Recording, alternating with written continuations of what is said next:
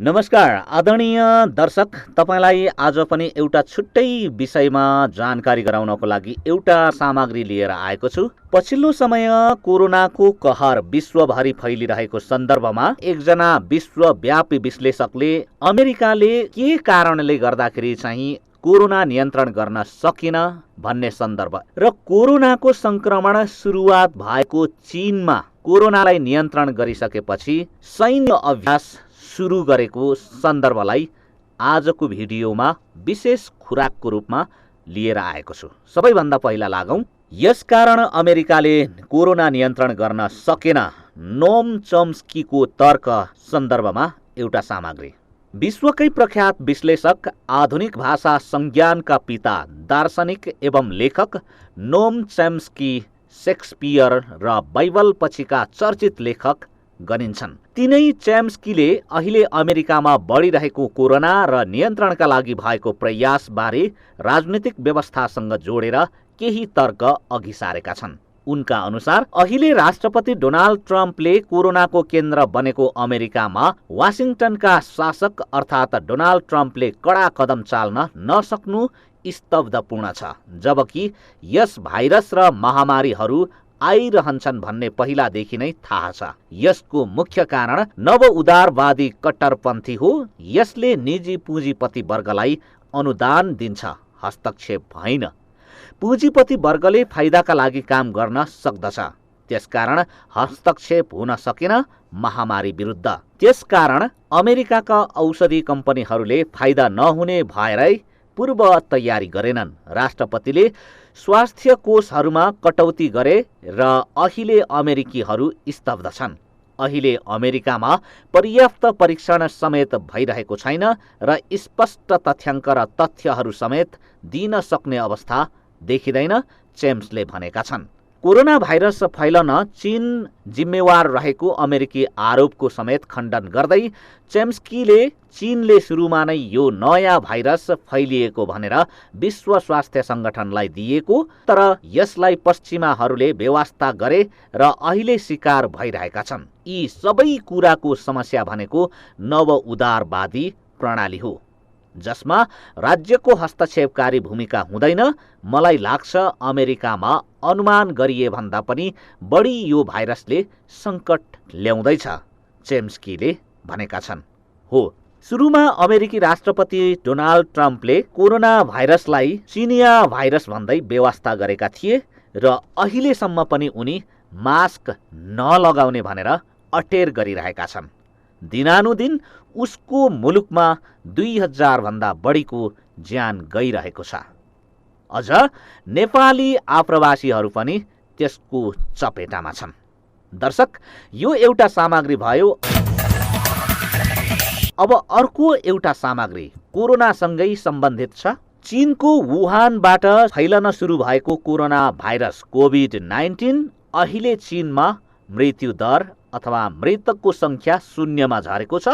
फाटफुट्ट संक्रमितहरू फेला पर्दैछन्, तर उनले सैन्य अभ्यास सुरु गरेको छ। कोरोनाको भयङ्कर ठूलो महामारीमाथि विजय पाए लगत्तै चीनले सैन्य अभ्यास सुरु गरेको छ। यो अभ्यास बुधबारबाट जारी छ। यसमा जमिनबाट आकाशी खालका आक्रमण रोक्नका लागि भए अधिकारीहरूले जनाएका छन्।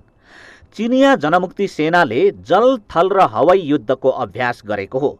कोरोनाले ग्रस्त हुँदा हुँदै पनि अमेरिकी लडाकु विमान र युद्ध तोप चीनको नजिक दक्षिणी सागरमा निरन्तर आएर चुनौती दिन थालेपछि त्यसको जवाफ दिन यो अभ्यास गरिएको चीनले जनाएको छ।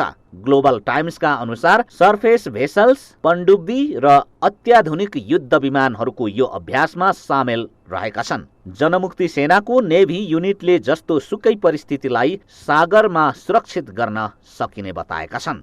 जनमुक्ति सेनाको साउदर्न थिएटर कमान्डको मातहतमा यो अभ्यास गरिएको हो। यस अभ्यासमा हवाई आक्रमण विरुद्धको प्रत्याक्रमण, पनडुब्बीबाट हुन सक्ने हमलालाई निस्तेज पार्ने र प्रत्याक्रमण गर्ने, जमिनबाट हुन सक्ने आक्रमणलाई निस्तेज पार्ने लगायत 20 प्रकारका युद्ध र आक्रमणसँग सम्बन्धित विषयमा अभ्यास गरिएको हो।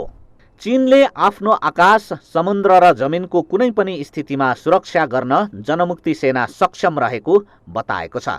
अमेरिकाले थियोडोर र रुजवेल्ट लगायत विध्वंसात्मक क्षमताका विमान, वाहक युद्धतोप, लडाकु विमान र अन्य सबमरिनहरू चिनिया समुद्रतिर मार्च महिनामा पठाएको थियो। तर रुजवेल्ट युद्धतोपमा भने कोरोना देखिएपछि प्रशान्त महासागरबाटै अमेरिका फिर्ता भएको छ। डिसेम्बर 30बाट फैलिएको कोरोनाले चीनमा 4000 भन्दा बढी मानिसको ज्यान गएको छ भने झण्डै 1 लाख प्रभावित भएका छन्। त्यस्तै अर्को एउटा प्रसङ्ग, अमेरिका विरुद्ध युद्धको तयारीमा जुट्यो भेनेजुएला शीर्षकको सामग्री। अमेरिकी अदालतले हालै राष्ट्रपति निकोलस मदुरोलाई लागू औषध तस्करको रूपमा व्याख्या गरी मुद्दा चलाएर 1.5 करोड टाउको मूल्य तोकेपछि भेनेजुएलाले सम्भावित युद्धको तयारी थालेको छ। राष्ट्रपति मदुरोलाई अस्वीकार गर्दै अमेरिकाले गुएदोलाई समर्थन गरेपछि दुई देशबीच लामो समयदेखि विवादले उग्र रूप लिएको छ।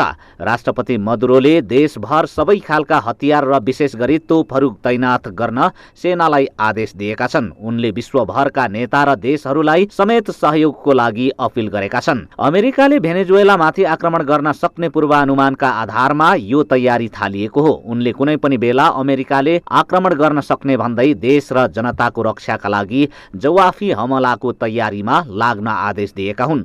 उनले शनिबार ट्विटरमा कोलम्बिया र अमेरिकाद्वारा पालित शोषित समूहहरूले आफ्नो देशमा हिंसात्मक कारबाही मार्फत अस्थिरता फैलाउन खोजेको बताएका छन्। उनले यदि बाह्य शक्तिबाट आक्रमण भएमा बोलिभियाली क्रान्तिकारीहरूले जस्तै बलिदानीपूर्ण ढंगले शान्तिका लागि लड्ने बताए। उनले रणनीतिक रूपले महत्वपूर्ण इलाकाहरूमा तोपहरू तैनात गर्ने र सम्भावित मोर्चाको तयारी गर्न भन्दै अमेरिकाले लागू औषध तस्करीको सन्दर्भमा लगाएको आरोप झुटो भएको बताएका छन्। गत मंगलबार विश्वभरका नेताहरूलाई पत्र लेखेर मदुरोले अमेरिकाले झुटो आरोप लगाएर हस्तक्षेप गर्न खोजेको भन्दै सहयोगको लागि अपील समेत गरेका थिए। अमेरिकी विदेश मन्त्री माइकल पोम्पेओले गत बुधबार मात्रै भेनेजुएलामाथि सैन्य हस्तक्षेप गर्न सक्ने चेतावनी दिएका थिए। पोम्पेओले अमेरिकी न्याय विभागले दोषी ठहर गरेकोले मदुरोलाई पक्राउ गर्न सैन्य हस्तक्षेप गर्न सक्ने बताए। मदुरो सन् 2013 मा ह्युगो चाभेजको निधन भएपछि सत्तामा रहँदै आएका छन्। अमेरिकाले कुनै पनि देशको राष्ट्रपति विरुद्ध पक्राउको दर्जी जारी गरेको यो दुर्लभ घटना हो। अमेरिका र केही अन्य देशको विरोधका बावजुद मदुरोलाई देशको सेना, जनता, रुस, चीन, क्युबा लगायतका देशको समर्थन छ। अमेरिकी यो घोषणाप्रति यसअघि नै रुसले आपत्ति जनाएको थियो। सन् 2018 मा भएको निर्वाचनमा धाँधली भएको भन्दै अमेरिकी समर्थक उम्मेद्वार जिआन गुइदोलाई अमेरिका सहित 50 राष्ट्रले राष्ट्रपति घोषणा गरेका थिए। तर मदुरो नै निर्वाचित रहेको जनसमर्थन र सेनाले सहयोग गरेपछि साथै रुस, चीन लगायतका देशले साथ दिएपछि उनले कार्यकाल सम्हाल्दै आएका छन्। भेनेजुएला विश्वको प्रमुख तेल उत्पादक मध्ये एक देश हो। यसको तेल कम्पनीहरूबाट बढी मात्रामा रुस तथा चीनको लगानी छ। यसै कारण पनि अमेरिकाले हस्तक्षेप गर्न खोजेको आरोप लाग्दै आएको छ।